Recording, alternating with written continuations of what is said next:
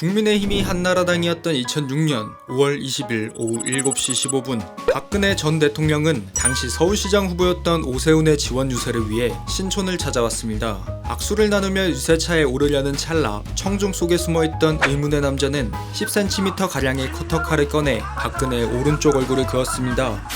유세장은 이내 아수라장이 되었습니다. 사건의 범인이었던 50세 지충호는 대한민국 만세라고 외친 뒤 즉시 서대문 경찰서로 연행되었습니다. 박근혜를 노렸다기보다 주목을 받고 싶었다고 진술한 그는 10년형을 선고받게 되고 2016년까지 복역하게 됩니다. 11cm 길이의 상처를 입은 박근혜는 장시간의 봉합수술을 받은 후 깨어나서 이렇게 말했습니다. 대전은요? 당시 박근혜는 한나라당 당대표로 전국에 지원 유세를 하고 있었습니다. 병상에서 눈을 뜨자마자 한나라당이 열세였던 대전을 걱정하는 박근혜의 모습은 그곳 시민들의 마음을 움직였습니다. 당시 열린우리당이 유력했던 대전시장의 자리는 결국 한나라당에게 주어지게 됩니다.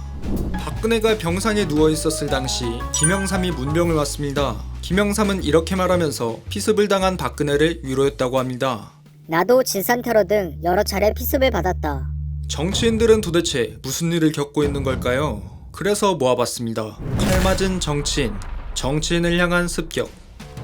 1969년 6월 김영삼은 삼선 개헌의 부당성을 알리는 대정부질문을 합니다. 그리고 일주일 뒤 저녁 식사를 마친 김영삼이 상도동의 집으로 귀가하던 중 검은 옷을 입은 두 남자가 김영삼의 승용차를 가로막습니다. 위기감을 느낀 김영삼은 차문을 잠근 채로 급히 자리를 빠져나갑니다. 도망치는 김영삼의 승용차에 남자들은 유리병을 던지는데 그것은 바로 진산이 담긴 병이었습니다. 집으로 돌아와 승용차를 확인한 김영삼은 차량 일부가 녹아내려져 있음을 발견합니다. 이후 범행을 조사하니 사건 현장의 아스팔트 일부도 녹아내려져 있었다고 합니다.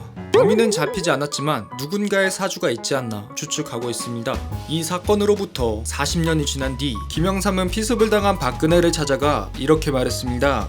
나도 진상테러 등 여러 차례 피습을 받았다. 나는 주로 박정희 시절에 한국 정치사에서 가장 유명한 정치인을 향한 피습을 꼽자면 김대중을 빼놓을 수 없습니다.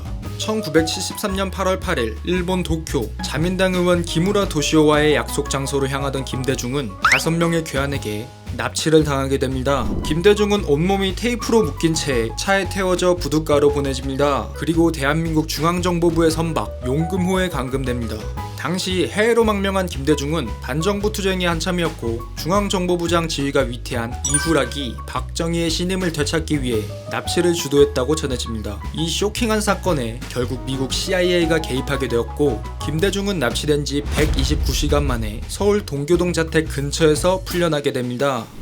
현재 정치인을 향한 노골적인 위협들은 많이 사라졌으나 당시 정치권은 블록버스터에 버금가는 스케일을 보여줬습니다. 아웅산 묘소 폭탄 테러 사건도 역시 스케일이 남다른 국제적 피습 사건입니다. 1983년 가을 국가 간 우호 관계를 형성하기 위해 동남아 순방을 하던 전두환 대통령은 미얀마로 떠납니다. 당시 미얀마는 사회주의 국가였으며 외교로 얻는 이익이 미미한 수준으로 분석되었습니다.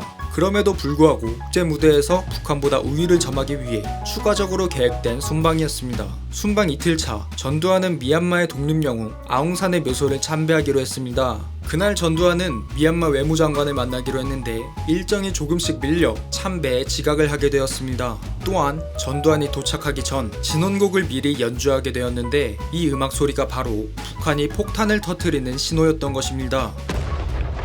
폭발로 인해 전두환을 제외한 대부분의 한국 정부 수행원들이 목숨을 잃은 안타까운 사건이었습니다. 그렇다면 최근 정치인을 향한 피습은 무엇이 있을까요? 올해 4.15 국회의원 선거로 돌아가 보겠습니다. 2020년 4월 9일 광진구 자양동 유세 현장 오세훈 미래통합당 후보가 연설을 하던 중 51세 A씨가 시칼을 들고 피습을 시도했습니다. 당시 유세장을 살피던 경찰 정보관 3명이 재빨리 달려들어 제압을 했고 인명사고 없이 상황이 마무리가 됩니다. A씨는 자고 있었는데 확성기 소리가 너무 시끄러워 범행을 저질렀다 라고 전했습니다.